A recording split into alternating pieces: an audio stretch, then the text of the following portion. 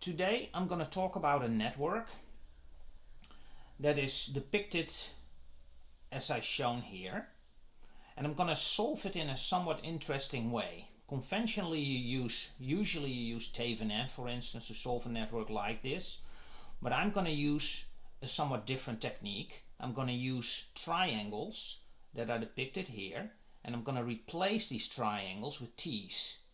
And if you do that, this circuit becomes this circuit. Yeah? And I hope you can see that. If you follow the various terminals 1, 2, 3, 1, 2 and 3, you see that terminal 1 is indeed at the bottom, right? And terminal 2 and 3 are essentially these two terminals rotated in here. And that gives you exactly the same behavior, but the resistors are obviously different. So our first step is to calculate what the relationship is between these resistors and these resistors, these unknown ones that we have to calculate. And in order to do that, what you do usually is you look at the various terminals, terminal 1, 3, terminal 2, 3, and terminal 1, 2, and see what type of input resistance it has. And it obviously has to be identical with the input resistance here. Okay, so let's start with that. So let's start to calculate what R13 is on the delta terminal. Yeah, so if you look inside between 1 and 3, what's the input resistance? Well, in this case, R4 and R6 are in series, but they are in parallel with R5. Okay, so you get 1 plus 3 times 4 divided by 1 plus 3 plus 4. Okay, and that's 4 times 4 is 16 over 8, which is 2. That's the input resistance looking from terminal 1, 3. So what is it on the T network? It's essentially R1 plus R3 if you look between these two terminals. Okay, so that's R1 plus R3. So this is our first equation. Now we're going to continue with 2, 3. What's the input resistance between terminal 2 and terminal 3 in this schematic? Between terminal 2 and terminal 3 you have these ones in series, so that's 5 times 3, again over 8 of course, which is 15/8, and that's R2 plus R3. So that's our second equation. And now we're going to look at what is R2, the last one between R1 and between terminal 1 and terminal 2. R4 and R5 are in series, which is 7 times 1 over 8, and that's 7/8. And that's R1 plus R2. So now we have 3 equations with 3 unknowns. Okay? And we can solve that. So let's solve in R3, which is 2 minus R1. And let's fill this one out in here. And that gives us 15/8 equals R2 plus 2 minus R1. Okay, and we're going to work this out. We bring this to the other side, which is 16/8. So you're left with 1/8. Okay, minus 1/8. If you subtract 2 from 15/8, you are ending up with minus 1/8. Okay, and that is minus R1 plus R2. So that's our first equation. And this is our second equation. 7/8 equals R1 plus R2. So now we can add them up, right? And we get 6/8. So if you do that, you add them up, you get 6/8 on the left hand side and you get 2R2 on the right hand side. So that gives you R2 equals 3/8. Okay, as a first value. Okay, if we have R2, we can calculate R1 because there's 3/8 here, so R1 becomes then 7/8 minus 3/8 equals 4/8 equals a half. So that's R1. And then we can go back to the top here, for instance, and we see that R3 is now 3/2. Yeah? 2 minus a half is 3/2 over there. So we have 3/2 here. So this is now 3 over 2, right? This is now 3 over 8. And this resistance is now a half. Okay, so now we replace this complex network here with a fairly straightforward network over here. Okay, so let's now calculate what the resistance of this network is so that we can actually calculate the current. Yeah, then we can calculate the current through here. We can calculate the voltage drop over here. After the voltage drop, we can calculate what the voltage drop over this piece is, and then we can calculate the voltages on these 2 points, and from there we can calculate our target, which is calculating the current through R6. Okay, so let's do that. So let's first calculate the replacement resistance of this whole circuit here. Well, that's 3/8 plus 3/2, so we get 3/8 plus 3/2,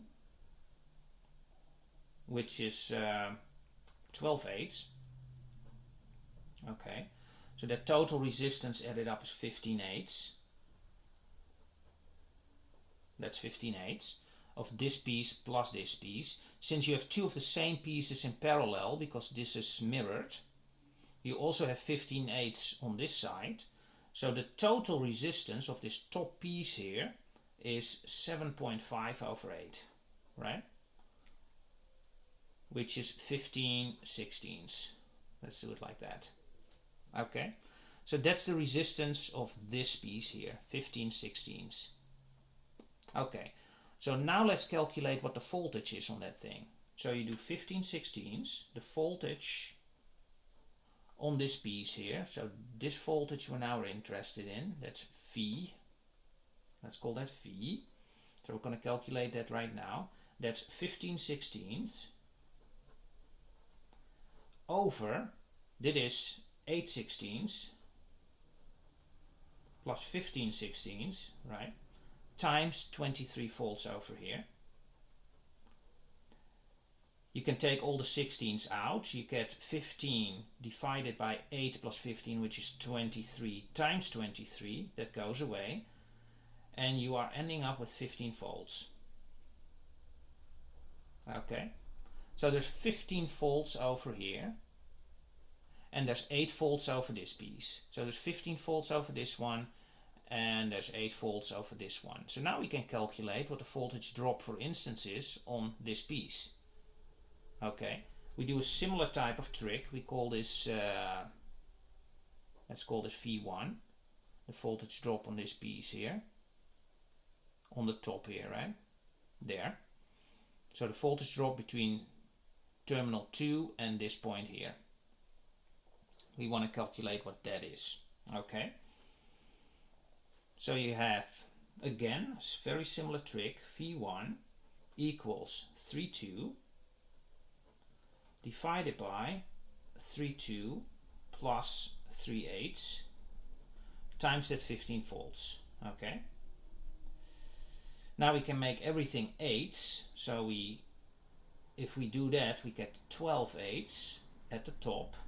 We get 12/8 at the bottom plus 3/8 here times 15.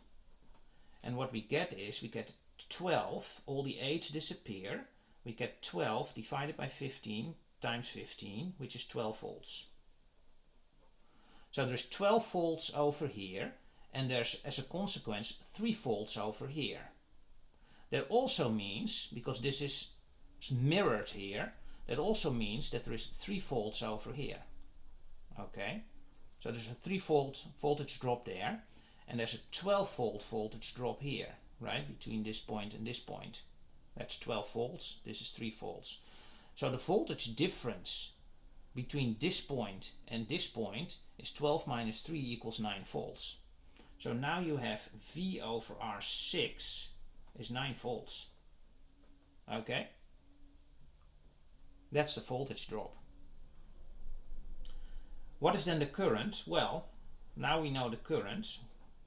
I through R6 it equals that 9 volt voltage drop divided by 3 ohms, because it's a 3 ohm resistor over here, You can go back, right? It doesn't matter because this circuit acts in exactly the same way as this circuit. So the voltage between these 2 points is exactly the same. So you can now go back to this circuit and say, okay, I'm going to use the 3 ohm here. And that gives you 3 amps through your R6. Yeah, it gives you 3 amps. Now, if you look at pluses and minuses, for instance, there's plus 23 and minus 23 volts here. So this is grounded. We can ground this. This is plus 23 volts. You were dropping 12 volts here, right? So you start at plus 23, you drop 12 volts because there's 15 volts overall here. So you drop 12 volts plus the 8 volts on this one. So you drop 20 volts from here and you are here at plus 3.